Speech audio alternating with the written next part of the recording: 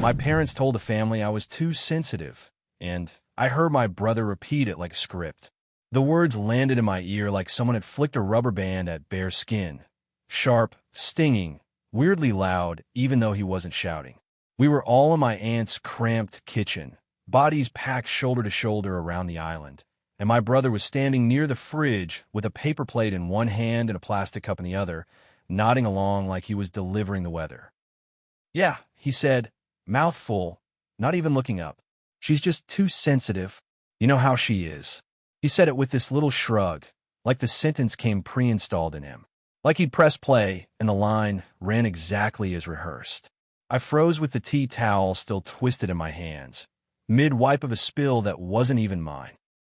The kitchen smelled like burnt onions and lemon dish soap, and the radio in the living room was playing some cheerful song that didn't match the way my stomach dropped. I could see my mom's reflection in the microwave door. She was smiling that bright, tight smile she puts on when she wants everyone to think everything is fine. My dad was leaning against the counter with his arms crossed, laughing under his breath. Not full laughter, just enough to signal agreement. My aunt's face did that polite, sympathetic thing people do when they think they're being kind, and my cousin, who I barely talked to, tilted her head like she was trying to understand a stranger's pet. Nobody noticed my hands had stopped moving.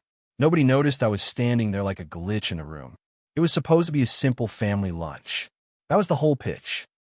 My aunt had invited everyone over because my cousin Jade had just gotten engaged and wanted to celebrate with the family before the wedding planning turned into chaos. The text invite had been full of exclamation points and little heart emojis, the kind that make you feel obligated to show up because declining looks like you hate happiness. I told myself I could handle it. I'd even mapped out my exit plan. Stay 2 hours, smile, give Jade her gift, make small talk, leave before dessert. I wore jeans that didn't pinch and a top that didn't make me look like I was trying too hard. I took the long way there, so I wouldn't have to walk in at the same time as my parents and do the whole forced hug routine in front of everyone. I parked around the corner, so if I left early, no one would stand in the driveway and watch me like I was failing a test. I should probably explain what too sensitive means in my family, because it's not the normal meaning. In normal life, sensitive can be a real thing. Some people feel things deeply, pick up on tone, get overwhelmed in loud rooms, cry at commercials. In my family, too sensitive is a get-out-of-jail-free card. It's what they say when you react to something that hurt you, so they don't have to look at the thing they did. It's what they say when you ask for basic respect, and they want to frame it as your personal defect. Too sensitive is a label they slap on me like a sticky note so they can stop listening. And hearing my brother repeat it like he was reading from a cue card made something cold bloom in my chest. Because my brother isn't my parents.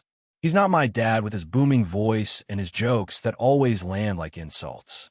He's not my mom with her quiet sighs and her talent for acting wounded whenever you call her out. My brother, Liam, is 2 years older than me, and for most of my childhood, he was the person I hid behind when my dad got loud. We shared a room for years.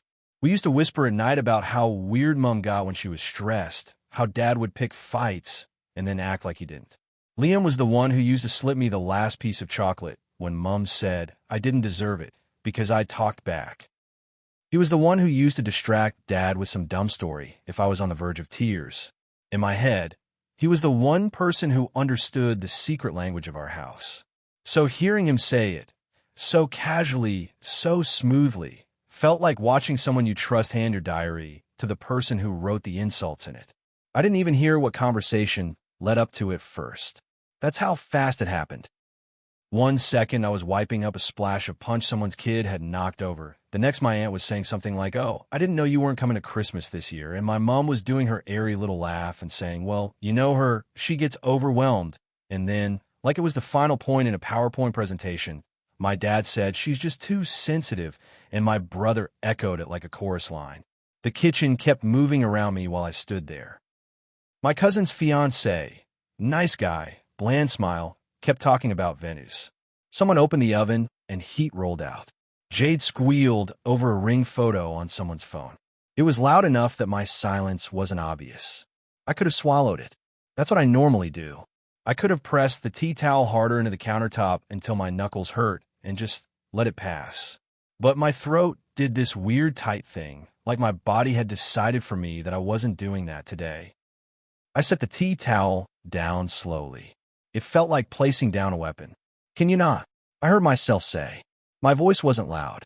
It was actually kind of thin, but it cut through the moment because it didn't match the vibe they were performing. The kitchen went quieter in that way rooms do when someone says something uncomfortable. Not silent, but the sound dips. People's eyes start flicking. My mom blinked at me like I'd just spoken in another language. "What? Can you not tell everyone I'm too sensitive, like it's my whole personality?" I said, and I hated that my voice shook on the last word. My dad's eyebrows lifted, and he did that slow smile that means he thinks he's about to win something. "See," he said immediately, as if he'd been waiting for me to prove his point. This is what I mean." My stomach lurched.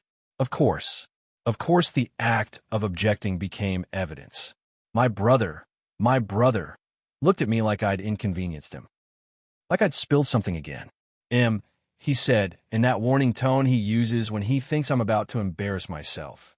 Not here, I repeated, and the words tasted bitter. "So where? Where exactly am I allowed to talk?" My aunt made a nervous laugh and started fussing with a bowl of salad like the salad was suddenly urgent. Jade's face tightened. She glanced at me, then away, already regretting the drama on her engagement day. My mom stepped closer, lowering her voice like she was trying to save me from myself. "Honey, we're not saying it in a bad way. It always sounds bad," I said, "and you say it like it explains everything I do. Like I'm a problem you have to manage." My dad snorted. "You're making a scene over nothing." My brother swallowed and looked at my dad, then at me like he was watching a tennis match and didn't want to pick a side. "It's just true sometimes," he said, and I swear to God, the words, "you know how you are," were sitting right behind his teeth waiting to come out again. I stared at him. It felt like my ears were ringing. "You really don't hear yourself," I said quietly. He rolled his eyes, actually rolled them. "I'm not trying to be mean. That's just what Mom and Dad say. It's what everyone says." "That's the problem," I said. My voice came out sharper now, because the hurt was curdling into anger. "You're repeating it like you're reading lines." My dad laughed, loud enough that it made a couple people in the living room glance toward the kitchen. "Jesus, you and your therapy words." My cheeks burned. I'd made the mistake of mentioning therapy once. I told my mom I was seeing someone because I'd been having panic attacks, and she'd looked at me like I'd confessed to doing drugs. My dad had called it navel-gazing. Liam had been quiet, which I used to interpret as support. Now I wasn't sure what it was.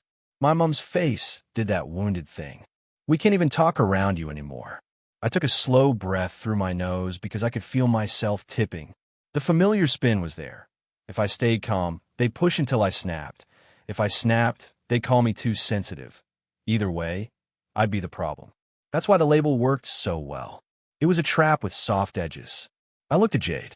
She was watching with tight eyes, fingers twisting her ring absent-mindedly. She looked like she wanted to disappear. I hated that. I didn't want to ruin her day. I also didn't want to keep letting my family use public gatherings as a stage for my humiliation because it's easier than being accountable. I forced my voice lower. "I'm not asking you to walk on eggshells," I said. "I'm asking you to stop reducing me to a joke." My dad leaned in a fraction, like he was about to teach me a lesson. "Stop being a joke, then." My stomach clenched so hard it almost hurt. My brother made a sound like he was annoyed on my dad's behalf. "Okay, that's enough." I looked at him again. "Enough of what?" He rubbed his forehead. "Enough of this. You always do this. Someone says something and you spiral, and then everyone has to cater to you." There it was. Not just sensitive. Now it was spiral. A new word for the same script. A new way to make me feel unstable. I felt the room tilt slightly, like my brain was trying to protect itself by distancing. I could hear my own pulse. I could smell the lemon dish soap and the roasted meat and the sugar from the cake cooling somewhere. My hands were cold. "I'm not asking anyone to cater to me," I said. "I'm asking my family not to talk about me like I'm not standing here." My mom sighed dramatically. "But you are standing here," and you're proving the point. My dad's smile widened, like he was delighted by how neatly everything fit. See? Too sensitive. My brother nodded, and it was small, but it was unmistakable. He nodded like the conclusion was obvious. Something inside me went very still. Not numb exactly, more like a decision. Because in that moment, it clicked that it wasn't just my parents who believed the script. It was my brother too. Maybe he didn't write it, but he was reciting it. He was benefiting from it, because as long as I was the sensitive one, he got to be the reasonable one. The calm one. The good one. The one who didn't cause problems. I'd always assumed we were on the same side, because we survived the same house. But maybe we survived by taking different roles, and his role required me to stay in mine. I picked up my bag from the chair where I'd hung it. The strap slid over my shoulder like a line being drawn. My mom's eyes widened. "Where are you going?" I didn't even look at my dad, because I didn't want to give him the satisfaction of seeing me react. I looked at my brother instead, because he was the one who'd hurt in a new way. "I'm leaving," I said. Jade's face flickered with panic. "Wait, Emma, please." "Not because of you," I said quickly, softening for her. "I'm sorry." "Congratulations. I love you. I just can't do this right now." My aunt finally stepped in, hands fluttering. "Let's not make it worse." My dad scoffed. "Go on then. Storm out. Prove us right." My brother's mouth tightened, like he was embarrassed. Don't do this." "Don't do what?" I asked, and my voice broke a little, which made me angry all over again. "Have a boundary? Leave a room where people are talking about me like I'm defective." My mom reached for my arm. Not hard, but enough to stop me. "Please, just stay." For Jade. I looked at my mom's hand on me. It was small, manicured. I thought about how often her hands had hovered near me like that when I was a kid, not to protect me from Dad, but to quiet me before I made him angry. A hand that says, "Don't provoke him." A hand that says, "Be good." "I am staying for Jade," I said, gently pulling my arm away, by not blowing up at her kitchen. And then I walked out. I didn't slam the door. I didn't make some dramatic speech. I stepped into the hallway, grabbed my shoes, and let the cold air hit my face when I opened the front door. My chest felt tight, like I'd been holding my breath for years and only just noticed. Outside, the sun was too bright. The street was quiet and normal. A dog barked somewhere. I stood on the front step for a second, bag hanging heavy from my shoulder, and my hands started shaking so badly I had to grip the strap to stop them. That's the thing about being labeled too sensitive. You start policing your own body like it's evidence. Don't shake. Don't cry. Don't give them proof. My phone buzzed before I even got to my car. A text from my brother. "Can you not ruin everything for once?" My throat tightened again, but this time it wasn't just hurt. It was anger with a spine. I drove home with the radio off. The silence in the car felt huge. At a red light, I noticed my jaw was clenched so tight my teeth hurt. I forced myself to unclench. I forced my shoulders down. I could still hear my dad's laugh and my brother's "not here" like it was playing on loop. When I got home, I sat on my couch with my keys in my hand for way too long. I didn't even take my shoes off at first. I just sat there, staring at nothing, feeling that familiar hangover of family interaction. The part where you replay everything and wonder if you really are the problem. If you were too harsh. If you should have just swallowed it. If you ruined it. Then my phone buzzed again. "Mom, you embarrassed us." "Dad, call me when you calm down." "Brother, Jade is upset. You made it about you. Again. Again. Always again. Like my pain is a repetitive inconvenience."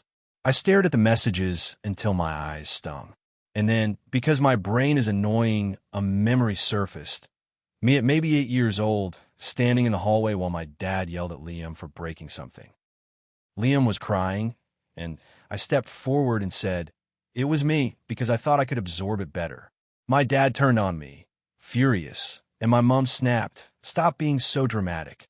Later, Liam whispered, "Thank you," into my pillow in the dark. That memory used to feel like proof that we were a team. Now it felt like the origin story of a pattern. I take the hit, everyone moves on. I didn't reply to anyone right away. I sat there and let myself cry, quietly, without anyone around to call it a performance. A few hours later, Jade texted me. "I'm sorry. I didn't know they were going to do that. Are you okay?" That was the first message that didn't contain an instruction. Calm down. Don't ruin. Stop. It was just a question. I stared at it and felt something loosen in my chest. I replied, I'm sorry I left like that. Congratulations. I love you. I'm not okay, but I will be. Then I did something I'd never done before. I called my brother. He answered on the second ring, voice already defensive. What? What was that? I said. He exhaled hard. Jesus, eminencia. No, I said, and I surprised myself with how steady my voice was. Answer me. Why did you repeat it like that? He went quiet for a second, and in that silence I could hear the background noise of my parents' house. TV, dishes, my dad's voice faintly. He was with them. Of course he was. I didn't repeat anything, he said finally. It's just true. Do you hear yourself? I asked. My voice was sharp now. You don't even think about it. You just say it, like it's a script. Because it's accurate, he snapped. You take everything personally. You turn everything into this emotional thing. It is personal, I said. It's literally about me. He made an irritated sound. You know what I mean. You make everything heavy. It's exhausting. That word, exhausting, hit me in a different way, because I could hear in it the resentment of someone who's decided my feelings are labor for him. So, it's easier to just label me, I said quietly, so you don't have to deal with what I'm actually saying. He didn't answer immediately. When he did, his voice was lower. You can't start fights at family events. I didn't start a fight, I said. I asked them not to talk about me, like I'm a punchline. He huffed. Dad was joking. I actually laughed then, but it wasn't funny. Funny how the jokes are always at my expense. Silence again. Longer this time. Then he said, softer, you didn't have to leave. I did, I said, because no one was going to stop it. And you, my throat tightened. You were supposed to be the one person who didn't do it too. He sucked in a breath, and for a second I heard something like guilt. But then he did what he always does. He pivoted. You don't get it, he said. If you push back, it just gets worse. I blinked. So your solution is, what? To join in. He didn't answer for a beat, and in that pause I understood something ugly.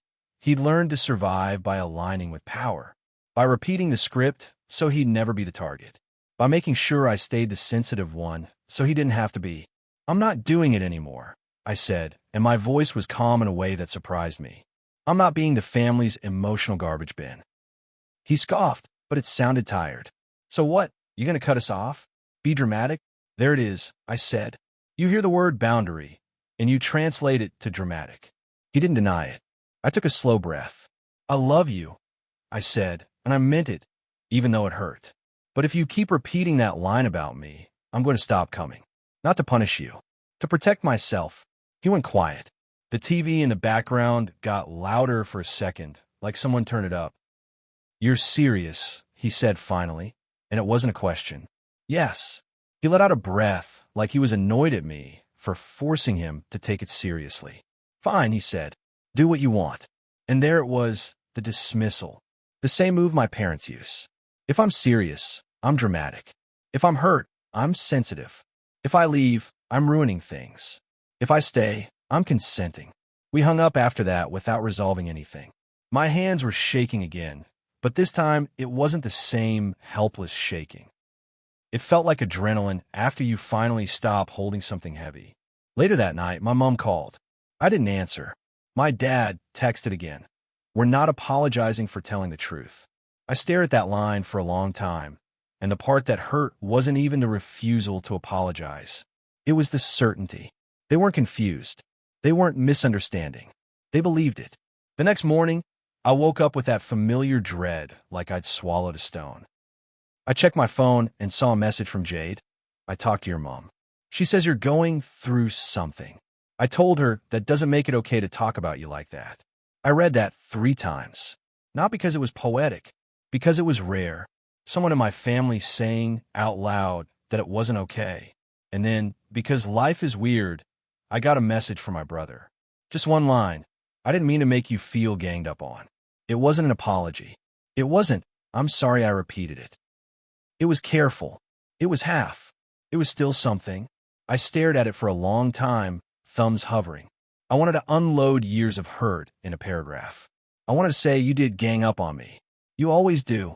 I wanted to say, why wasn't my pain enough for you to stop? Instead, I wrote, then don't do it again. He didn't reply. It's been a couple weeks now. I haven't been back to my parents' house. Mom keeps sending messages like nothing happened. Photos of a sunset, a link to a recipe, a thinking of you. Dad hasn't reached out except to remind me about my attitude. Liam has been quiet, which honestly hurts in its own way, but it also gives me space to see things without his voice over them.